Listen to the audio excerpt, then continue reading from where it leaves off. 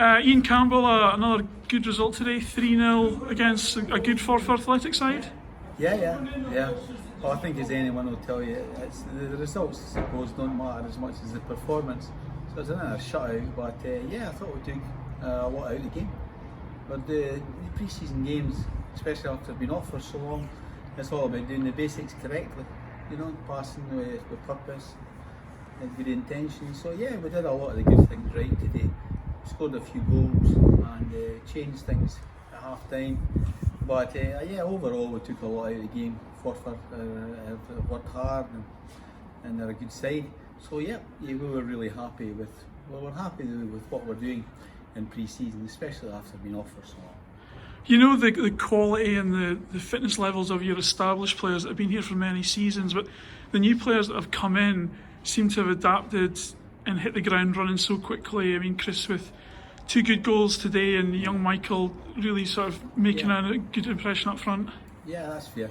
I think it's in keeping with where we are and the progression we've made. I think there's more than decent ability in the team, and there's a lot of athleticism, but the attitude of the players has just been tremendous. You can't do anything with the ball until you work to get it. But even at the training, the quality and tempo of the training, and you saw it today.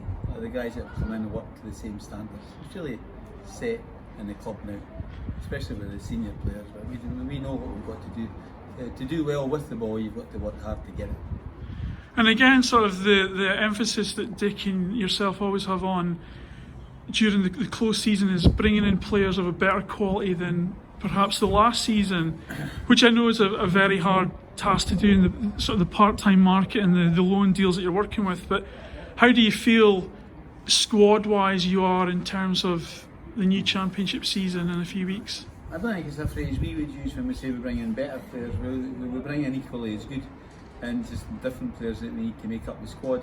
But no, the guys, you're right, the guys that we bring in have got to improve the team, and to a large extent they do. I mean, the support we've had from, for instance, Aberdeen have been tremendous with us. The 2 young players just there, and Miko and Doolan coming in, experienced, tried and tested player. Scott coming in the goal. So our ethos, remember, is just to keep improving the team, improving the players that are there, which they're all improving individually, but improving the overall groups and teams. So it's a good place to be just now, but we're conscious of the fact that how hard you've got to work. I mean, we're 1-0 up today, really close in the game, but you've got to press the pedal and go forward and go on and take the game forward. If you don't, you will get egg in your face. So that's something that will never happen in our club now, not as long as we're there. And obviously today and last Saturday at Glebe Park, it's an unusual landscape that we're facing without the fans, and we all know how important the fans are to the club and to the players. That's something obviously that would be a first in your long career as well. I think you're right. It's if I'm honest, and I like to think I am, it's really weird. Been playing last week against Brecon and playing today and playing against a few junior teams. It's really weird without the players will complain about my refereeing performance, I've got to say. But more importantly, that's really weird.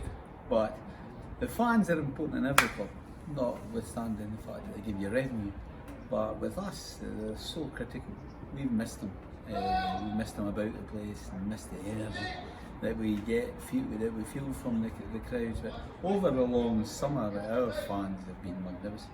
I'm sure our chairman would say the same. They've come forward and tried to contribute to the club in so many different ways. Our response and our relationship with fans is absolutely different class. So they're kind of our chilled man. So we've missed them a lot, and it's just a case of us keeping together now. For goodness sake, I have no idea what's happening. In terms of all we can do is follow the government guidelines and in turn follow the Scottish football guidelines. But I hope to God that the fans come back, because it's our living pulse. Really, we actually playing for the fans, and they bring the players on. They kind of set the scene for success. But we've missed them a lot, and but it's just great to get back. I thought we were getting more positive signs of possibly allowing some fans in. change dramatically. So they say what we've got to do is just keep it going. Okay, well, Ian Campbell, thank you very much. Thank you. Thank you. Cheers.